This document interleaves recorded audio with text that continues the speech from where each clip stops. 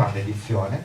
Avremo un pomeriggio interessante e ricco, perché non ci saranno solamente le domande che ci scambieremo io e Walter, ma ci saranno anche al plurale dei momenti musicali. Abbiamo qua all'arpa Ilaria Bergamini e al violino Gabriele Mazzon. Io farei un applauso.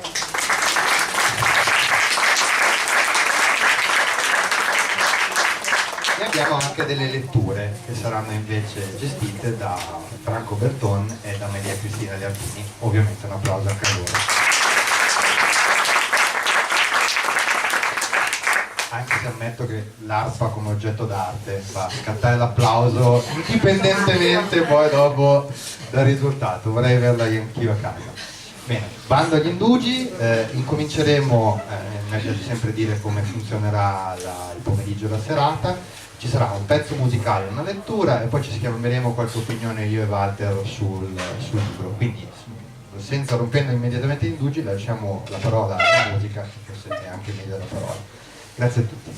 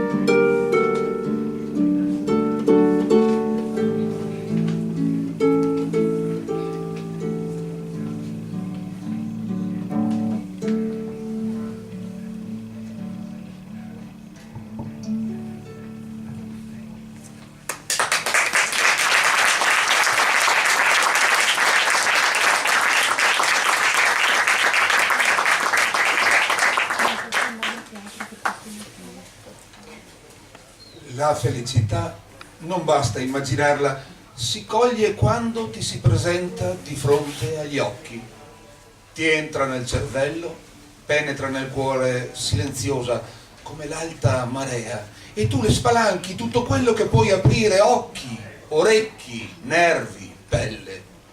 In quel momento il passato, con qualunque suo zavorrato ricordo, devi farlo battere in ritirata, che vada a nascondersi il più lontano possibile. Se oppone resistenza lo devi prendere a calci. Quando lei entra in te, devi proteggerla. La felicità si custodisce, preziosa, più di 1000 sogni. E non devi condividerla con nessuno, almeno all'inizio. Ma se gli altri la colgono, se percepiscono il tuo cambiamento, non fartene un problema. Verranno momenti in cui ti sembrerà di scoppiare, di volare senza ali. Allora raggiungi un posto disabitato e urla al vento il nome di lei. Solamente le nuvole, la montagna e i rapaci assisteranno. Sarai sul punto più alto di una collina e nel raggiungerlo avrai incontrato soltanto uno scoiattolo, calpestando l'erba piegata dal vento del nord. La felicità è tremendamente viva, palpitante, calda, profumata. Sorride con la bocca chiusa, non si nasconde un attimo, non ti lascia mai una volta che l'hai agguantata. Se fai qualcosa per disfartene, lei non demorde. Se in un momento di pazzia la scaraventerai fuori dalla finestra, tornerà entrando da qualche altra parte, silenziosa e inarrestabile come il vento. Se la offendi, se la respingi, sarà l'inizio della tua malinconia. Se la sottovaluti, potresti perderla per sempre. Se la rinchiudi nel tuo mondo senza che qualche volta possa uscirne, troverà il modo di evadere. Se le darai un nome, crescerà rigoglioso ogni giorno. Se le sorriderai, lei riderà con te. Se la carezzerai, lei ti sfiorerà lieve le mani e le guance, affonderà le sue dita nei tuoi capelli. Se la guarderai con stupore, la sua risposta ti farà brillare gli occhi. Se in futuro la condividerai, la renderai più forte di ogni monte, più misteriosa di ogni onda marina, più bella di ogni alba, di tutti i tramonti, di ogni nuvola, di qualsiasi cielo stellato.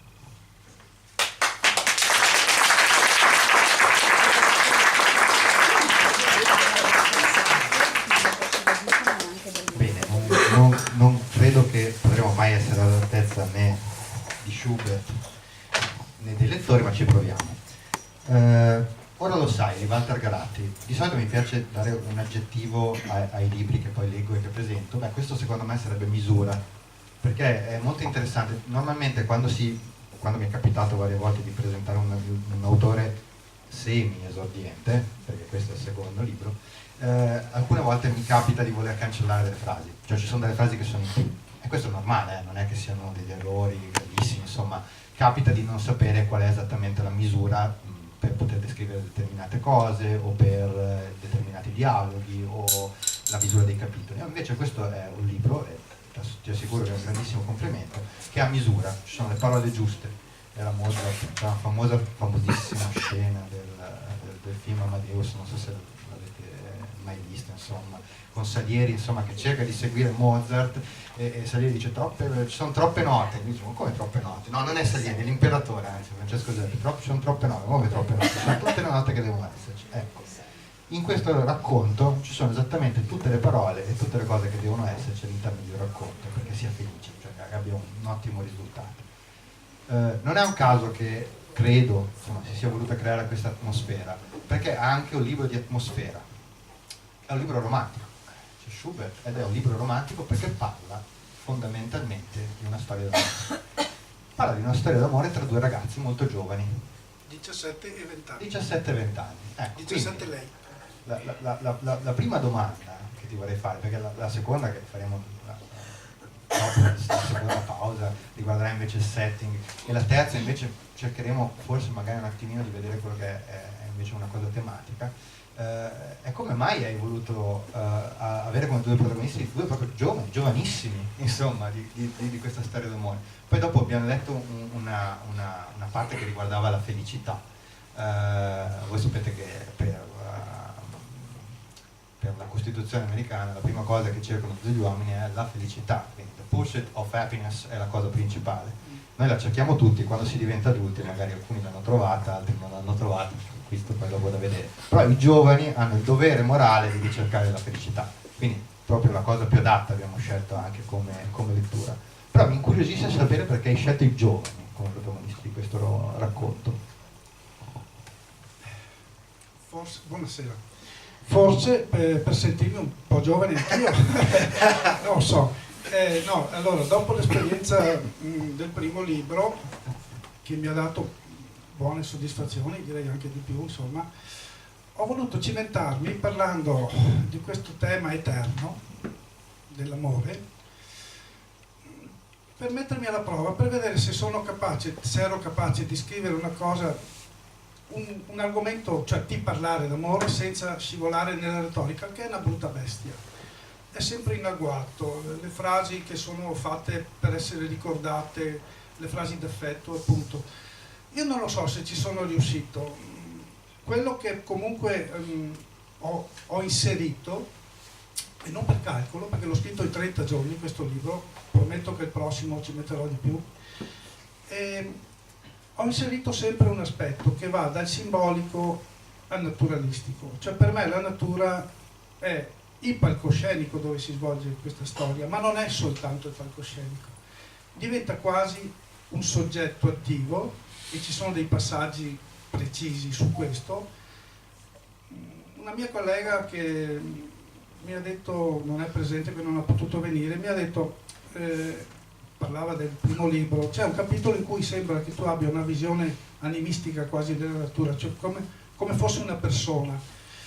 Ma io credo che, dopo farò vedere una cosetta, non voglio fare grandi discorsi, credo che questa ragazza non è depressa, ha un po' di malinconia, secondo come l'ho pensato io. Risolve i suoi problemi, poi lo vedremo meglio, perché c'è una persona che non le fa domande, che è Paolo, che non le dice cosa deve fare, ma soprattutto che l'ascolta. A un certo punto, scusate, qui c'è il professor Franco, cioè no, Franco Berton.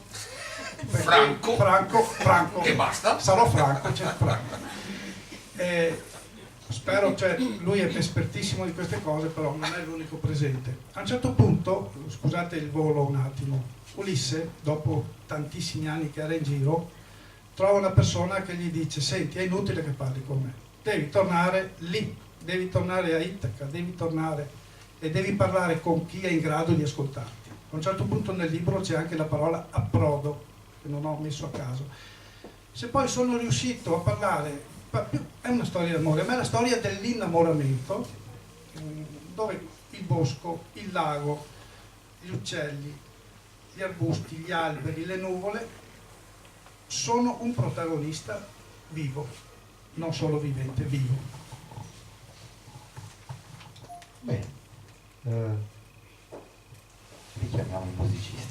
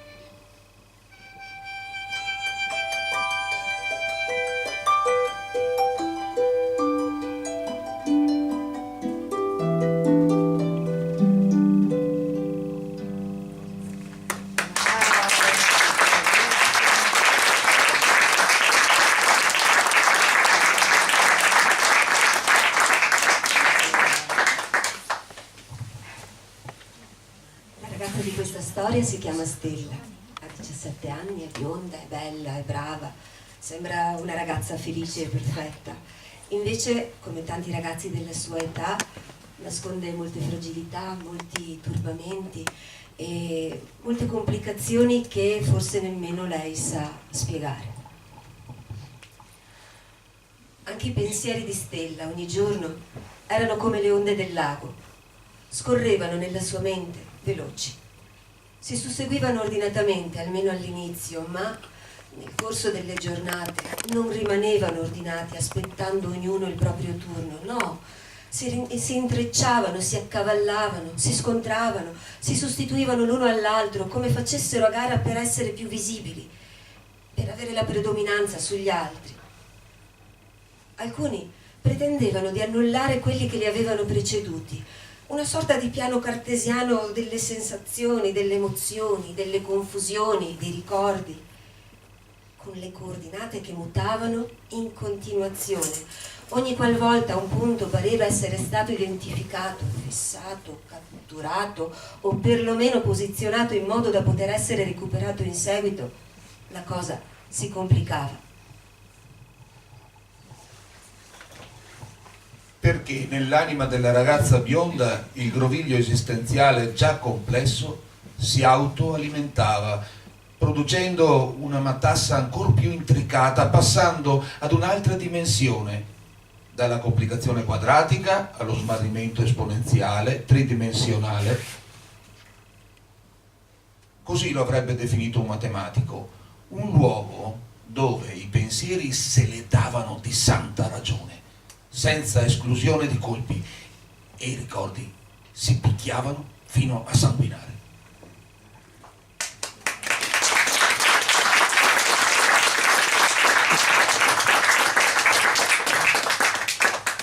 Stella e Paolo, o Paolo e Stella. Allora, Stella l'avete sentito, una ragazza bellissima di 17 anni, anzi potremmo quasi dire che è il simbolo della bellezza su questa terra, almeno negli occhi di Paolo, ma anche degli altri, insomma, penso che non sia una descrizione semplicemente soggettiva.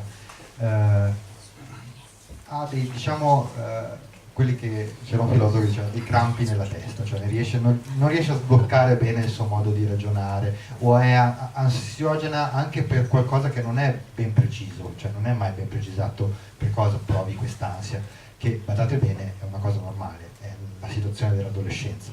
L'adolescenza sei in ansia e non sai bene per cosa, perché probabilmente semplicemente perché stai crescendo. Paolo invece è un architetto, 20 anni, un po' più grande della ragazza, anche lui belloccio, che guasta, più solido però, è una roccia da questo punto di vista, e infatti questo verrà sfruttato da Stella perché ci si aggrapperà in un certo momento, nel senso tecnico del termine, ci si aggrapperà. La storia tra i due ragazzi è molto delicata, se vi capiterà di leggere il libro lo vedrete immediatamente, è fatta molto di silenzi più che di parole, di passeggiate, piuttosto di azione vera e propria, e non si perde comunque niente di suspense, perché mentre lo leggerete vorrete sapere come andrà a finire tra loro due. La cosa che invece mi interessa, e l'hai vagamente accennata anche prima, è il setting, ne parlavamo prima, perché il setting è molto particolare. Innanzitutto sono entrambi in vacanza. La vacanza è già una sospensione della nostra quotidianità. Sono in vacanza in un bellissimo hotel sul lago, circondato dai monti, dai boschi, dalla natura e così via, che è un altro tipo di sospensione della quotidianità, perché non siamo abituati, a meno che non abitiamo fortunatamente in mezzo ai boschi, ad essere circondati da questo genere di setting. E quindi c'è una doppia sospensione della, se vogliamo, sia temporale che spaziale di quella che è la nostra quotidianità. Temporale perché nel tempo della vacanza un po' ti puoi permettere di fare quello che vuoi, insomma non hai grossi impegni da dover rispettare, orari da dover rispettare. E invece spaziale perché non sei più a casa tua, ma sei in un setting quasi magico. La mia domanda è vabbè, un po' mi hai risposto anche prima dicendo che è quasi voluto, cioè nel senso il fatto di voler creare questa ambientazione quasi fiabesca, lo dico nel senso buono del termine, cioè non è che è una fiaba, nel senso che rende magico l'ambiente che circonda questi due ragazzi. Però mi stavo chiedendo se è anche un modo di dire una critica, cioè nel senso, se tu vuoi avere una situazione del genere in cui due anime si incontrano magari in maniera autentica, devi per forza uscire dalla nostra quotidianità, oppure no? Oppure sì. Allora, l'ambientazione è anche precisa. Io ho un modo di scrivere, è stato definito, cioè riferisco a quello che mi hanno detto, sempre realismo magico, qualcuno ha detto anche simbolico, che poi sono cose legate. Io sono andato a documentarmi sul lago di Braies. Allora, mentre nel primo libro l'ambientazione è Pagnano d'Asolo, sapete, Castelcucco, i Colli Asolani, sono andato a vedere il lago di Braies, non fisicamente, anzi spero di tornarci, quindi tutti gli animali che compaiono, eccetera, sono proprio una cosa precisa, sempre però col mio modo di intendere la natura. È onirico perché uno che ha scritto come esordio un libro sui sogni, non dico una patente, però è un po' difficile, io non riesco a scrivere, insomma, dovete perdonarmi. Chi avrà la voglia, l'ardire di leggermi, deve capire che io non posso cambiare, mai fra 10 anni scriverò un libro, che ne so, ambientato nel Medioevo, chissà. Però per adesso io mi sono detto, è possibile che in un mondo, e poi dirò una cosa verso la fine che riguarda anche Franco, è possibile che in un mondo che in certi aspetti sembra perdere, non dico il lume della ragione, ma il lume proprio, la ragione era già persa, non ci siano dei punti di riferimento positivi per il fatto stesso che esistono. A un certo punto io cito una cosa che c'è nel libro senza citare testualmente: la natura fa sempre il suo dovere, ma la natura è l'esistente. Poi io tiro in ballo anche una parola di 3 lettere che è la parola Dio, a un certo punto, poi ognuno la vede, Dio può essere chi ci crede, chi non ci crede, chi è ateo, chi ha dei dubbi, chi per Dio intende la natura, il mistero, il sacro, però di fatto come punto di riferimento che esula dalla difficoltà del quotidiano, ti dà una carica e tu la trovi in quello che ti circonda. Io adesso è brutto parlare di se stessi, però un po' di autobiografia forse nel libro c'è, ma di pochina. Io quando vado in bici in mezzo ai campi mi sento come se fossi dentro un liquido, immerso in un liquido che mi fa star bene, come uno che va in aereo, deve seguire delle regole per volare, però la leggerezza assoluta. Mi sento che c'è qualcuno che mi osserva. E guardate qua, adesso non so se riesco. Questo è un messaggio della lettura del 4 ottobre 2015. Intervista a Ermanno Olmi. Parla dei libri di lettura di Tolstoi. Quando faceva il maestro elementare, i bambini parlano con gli alberi. Allora mi chiedo, non è che anche gli alberi parlano con noi? Scusate, non voglio buttarla. L'altra sera ti ricordi, Franco, a San Martino dei Lupari, quando si diceva stare sotto una caccia fa star bene. E non è solo un fatto intellettualistico o spirituale di qualche filosofia strana, non niente contro la filosofia, quello che ho studiato come il nostro Davide. Però sentirsi inseriti in un contesto che va al di là della, posso dire una parolaccia, una parolina, della fenomenologia, della gnosi, che pensavo peggio. No. Andare oltre il fenomeno che c'è di fronte, secondo me ci fa star bene, purché questo non ci faccia perdere il contatto con la realtà di cui abbiamo bisogno per vivere bene. Mi fermo, sennò parlo troppo. Richiamiamo simboli, bravo.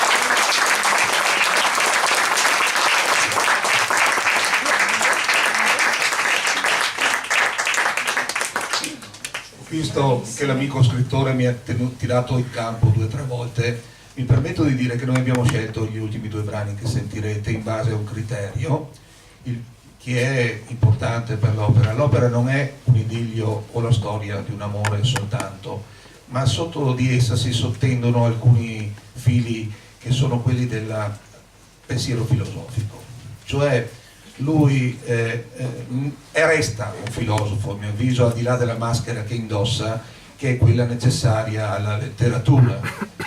E nel primo pezzo voi vedrete che lui analizza a fondo il discorso della conoscenza, cioè la conoscenza, come dice lui, eventica o fenomenologica, è la conoscenza razionale. Ma poi fa un salto che mi interessa anche personalmente, dato anche il movimento di cui faccio parte, che si intitola Immaginario Sonoro. Faccio un po' di propaganda perché Chiedo scusa, che vi invito ad andare a vedere immaginariosonoro.org, sono fantastici. ecco, in cui dice che a un certo punto il pensiero razionale deve essere messo da parte, perché non c'è pensiero razionale più coerente con se stesso che un pensiero razionale che si supera nella bellezza e nella creatività. In questo mondo forse noi abbiamo tutto, ma questo mondo va velocemente verso lo sfacelo nella misura in cui noi non dedichiamo il nostro pensiero anche alla bellezza, ai miti, a quel territorio ormai desertificato che ci separa dal sacro in senso lato, che non riusciamo più a raggiungere perché ormai le parole si sono fatte termini, sono diventate collegate agli oggetti, alla commercializzazione e così via.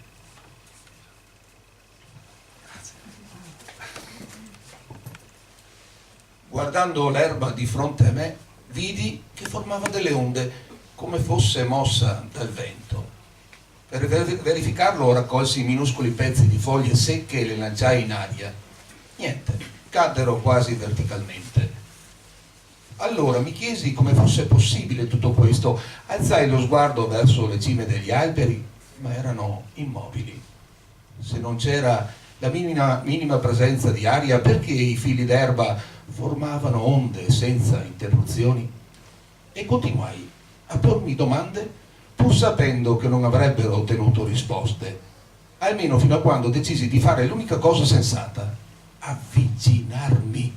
Ricordo che lo feci lentamente, cercando di non produrre il minimo rumore, come se mi stessi avvicinando a un animale o a una persona senza essere notato. In un attimo capii e quasi mi venne da ridere. Non vi diciamo che cosa vide. Dovete comprare il libro. Bravi, giusto? Bravi, bravissimi.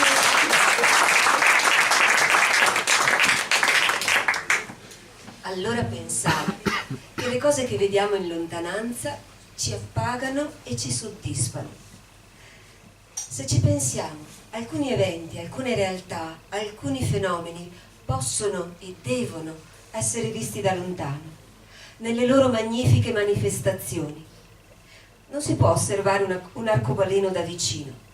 Anche se volessimo avvicinarci per vederlo meglio, la visione non cambierebbe di molto, perché lui, tra l'altro, dura solamente il tempo di farsi ammirare. Ma di fronte ad altre realtà della natura dobbiamo scendere, abbassarci. Allora, e soltanto allora, vedremo realmente ciò che ci era sfuggito. La differenza è proprio questa. In certi casi non basta fermarsi e vedere.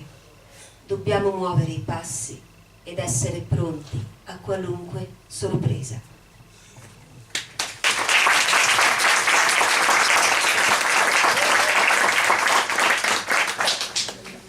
Bene, siamo all'ultima domanda. E l'ultima domanda normalmente si cerca di tirare un po' le fila. Io ci provo, io do una personalissima interpretazione del racconto che magari è differente da quella di Franco, è differente da quella di Walter, però io ho la sfortuna di poi dopo dare il microfono all'autore che magari dice no, non hai capito niente, però ci proviamo lo stesso, dai. Qual è il punto centrale del racconto? E secondo me il punto centrale del racconto è Stella. Poi dopo vedremo se siamo d'accordo o non siamo d'accordo, perché il punto è che questa ragazza arriva e dà, per usare un eufemismo, parecchia perplessità sulla vita, è ansiosa su determinate situazioni, e, come dicevo prima, senza sapere bene su cosa, esatto, e cresce, tecnicamente, ne esce ed è meno preoccupata, ha meno ansie, eccetera, eccetera. Sicuramente l'incontro con Paolo le fa bene, sicuramente il setting naturale, questa natura magica le fa bene, ma effettivamente cosa cambia dalla stella che nel mondo della stella che è arrivata e nel mondo della stella che se ne va? Niente, non cambia nulla, il mondo non cambia assolutamente, cambia stella. E allora il punto, secondo me, focale, c'è anche in un passo del racconto, è che molto spesso, e questo capita a tutti, quando siamo in una situazione come quella di Stella, tendiamo a dare la colpa o agli altri, o alle situazioni, o al destino, a Faust, eccetera, eccetera. Mentre molto spesso in realtà è semplicemente una questione di guardare le cose da un altro punto di vista. Che qua c'è un passo che hanno letto adesso, come si cambia il punto di vista, cosa si vede, l'abbiamo mantenuto nascosto e quindi non sarò io a rivelarlo, però basta guardare le cose da un punto di vista differente, cioè vederle proprio da un punto di vista differente e magari ci si sblocca, insomma, si risolve la situazione in cui si era incappati. Diceva un filosofo, visto che siamo tutti filosofi, a cui io sono affezionatissimo, diceva nothing is hidden, niente è nascosto, non pensate che ci sia qualcosa dietro, è tutto davanti agli occhi, basta saperlo guardare. Io la vedo così, cioè nel senso, la crescita è quando tu sai guardare quello che c'è davanti agli occhi, senza senza dover per forza cercare qualcosa dietro di nascosto. E Stella fa questo tipo di crescita. Ho paura, ma diciamo, sei d'accordo, Walter? Letto, approvato e sottoscritto. Allora, innanzitutto non svelerò cosa, però questo è un brano che io ho scritto ricordando un'esperienza che ho avuto in Cadore. Mi sono addentrato nel bosco, non mi sono perso, altrimenti non sarei qui, ma non neanche più di tanto, insomma, solo che lì non c'erano ancora parecchi cellulari, dicono che poi non prendo, ed è un'esperienza che mi è rimasta molto impressa e ho cercato di esprimerla alla Garatti, scusate, qualcuno dice stile garattiano, ho detto, niente, è vero quello che hai detto, quindi vuol dire che hai letto il libro. A parte che tu sei bravo a presentare i libri, non è la prima volta che ti segui. No, volevo dire una cosa. Il mio insegnante di filosofia teoretica insisteva sempre su un aspetto. Guardate che io non... Siamo persone che ragionano, anche quello che non ha mai studiato è filosofo, ricordiamocelo, perché è una cosa, ripeto, lo dico per coloro che non c'erano la prima volta, che la filosofia non può permettersi il lusso di non essere seguita dai non addetti ai lavori. Questi tre non fanno un'affermazione, perché sono temi che riguardano tutti. Qui non c'entra il fatto che uno abbia letto 1000 libri, che abbia 3 lauree o abbia la terza elementare, non vuol dire niente. La capacità di pensiero è una cosa che ci accomuna, se vogliamo pensare. Ma quello che diceva il docente di filosofia teoretica a me è rimasto impresso e ce l'ho come uno che ha un libro sul comodino, per dire, che lo legge prima di andare a letto. La differenza, una delle differenze sta tra coloro che affermano che le cose stanno così e chi invece dice le cose possono anche stare così. Io ho cercato nel mio piccolo di esprimere nel libro questa cosa, poi volevo dire una cosetta che riguarda, lo so, è brutto, non vado a fare... Sai che io detesto gli intellettuali, amo molto gli uomini di cultura, perché gli intellettuali sono quelli che ti dicono come devi pensare, come devi vestirti, questo va bene, questo va male. Gli uomini di cultura ben vengano, insomma, quindi abbiamo di presente, no dai, Franco è un poeta di altissimo livello, che organizza manifestazioni, che abbiamo sceneggiatrice, dai, cioè ragazzi, siamo giovani. Accetto più volentieri i ragazzi che tutto il resto. Allora, una cosa che ho trovato nell'inserto domenicale della lettura, che parlava di questo tale francese che scrisse pochi anni fa, un libro, parlava di un tale che ha una sedia in testa per sempre, quindi non può farsi la doccia, deve guidare automobili in cabriolet, eccetera eccetera, via. E qui dice bisogna riscoprire la letteratura inventiva. Domenica scorsa, sempre nell'inserto, dice fanno il punto della fotografia, della letteratura, dell'arte, della musica, del teatro in Italia. Sapete, a gennaio c'è sempre chi tira le somme. La letteratura italiana com'è? Allora l'esperto dice, è divisa in due settori, quello predominante e quello simbolico. Io sono contento di far parte di questa minoranza che scrive simbolicamente, bene o male. Io sono all'inizio, cercherò di migliorarmi, di studiare, di perfezionare il lessico, giustamente.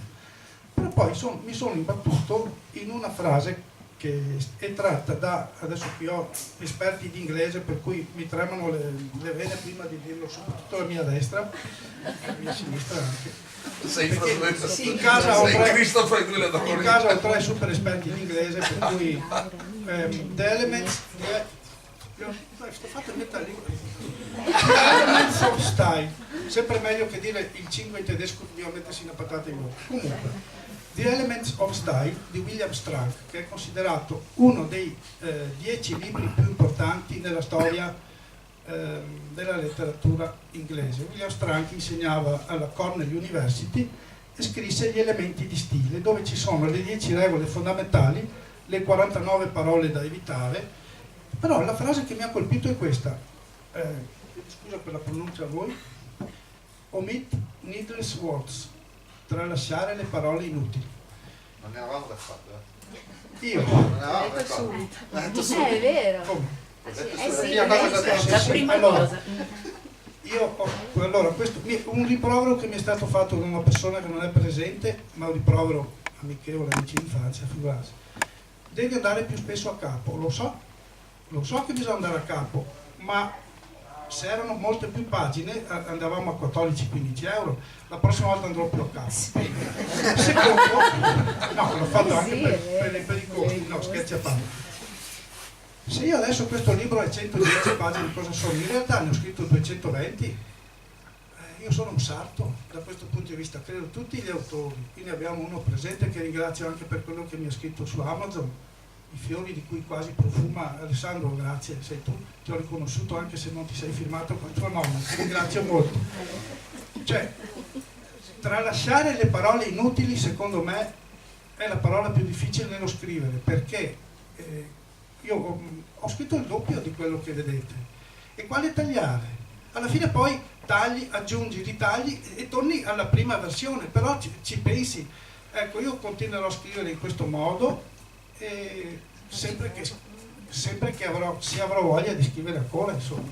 Ecco, adesso se il pubblico ha qualcosa... No, si può chiedere una domanda al pubblico, una mezza, due, Sì, non io so. volevo sapere, ho sentito una cosa, che si sta informando per il terzo libro, è vero? Sì. Sì. Sì.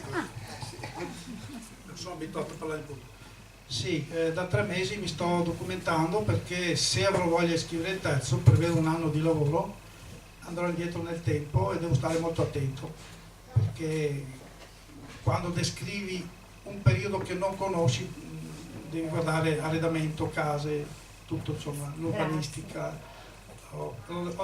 Sono andato in biblioteca, ho trovato qualcosa, poi magari torno indietro nel tempo dopo 10 pagine, torno ai giorni nostri, che ne so, io sono fatto così. Però sì, il terzo prevedo un anno di lavoro, se avrò voglia, perché adesso sono un po' stanchino, insomma, di scrivere. Grazie. Costantino disse Forrest Gump. Se ce ne sono altre non censuriamo, casomai pensateci, perché comunque dopo scappa Walter, perché immagino che la penna ce l'abbia se qualcuno vuole farsi scrivere esatto il libro dell'autore qua, anche perché immagino che tutti voi dobbiate assolutamente sapere cosa vede Stella in mezzo all'erba, però è una necessità. Per chiudere l'ultimo appuntamento musicale. Aspetta, allora Facciamo un brano prima. facciamo il brano, Facciamo prima, prima con la musica. Ok. e dopo ci dicono anche cosa hanno suonato.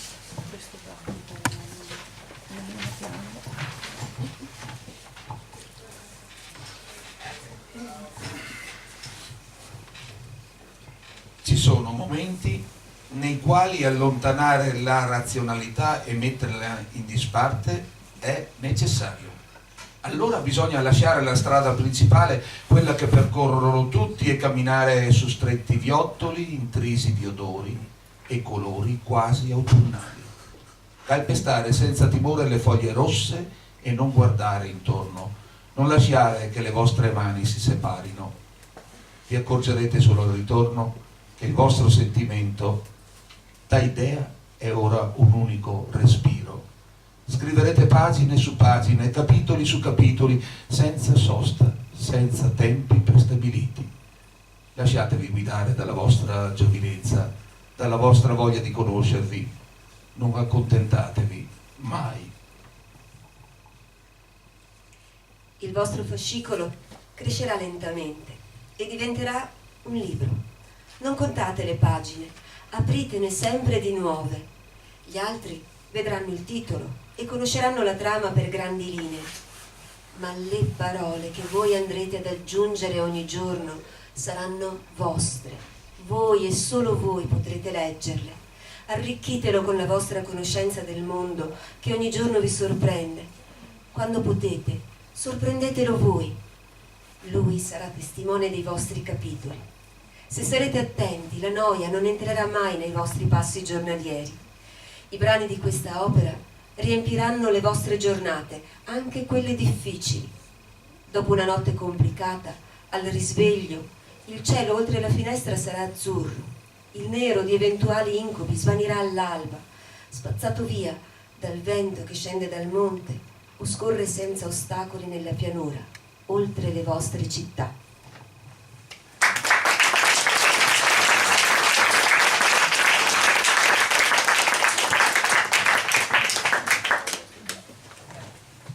Adesso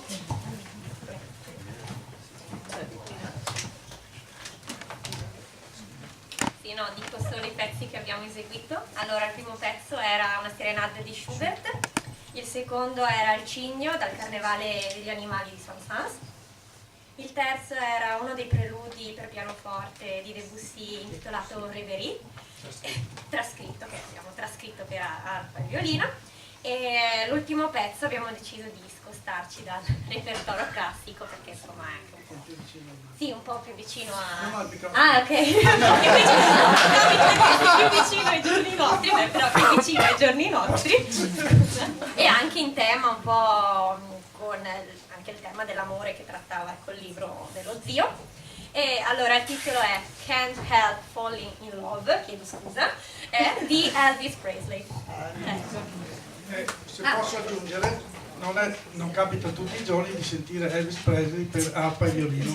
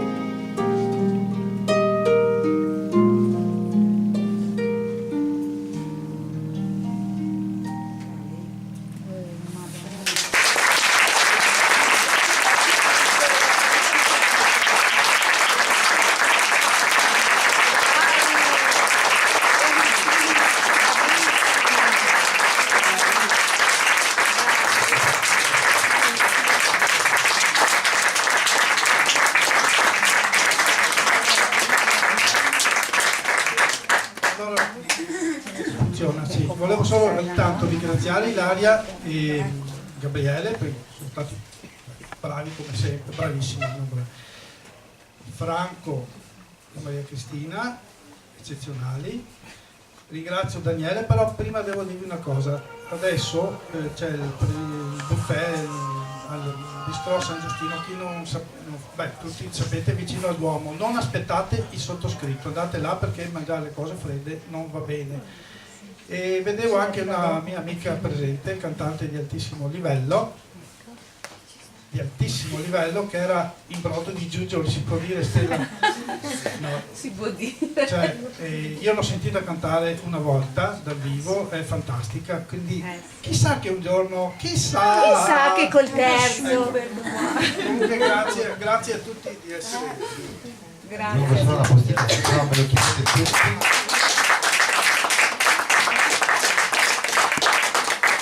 Perché lo so che me lo chiederete tutti. I libri li trovate sopra, appoggiati sulla scrivania davanti alla cassa.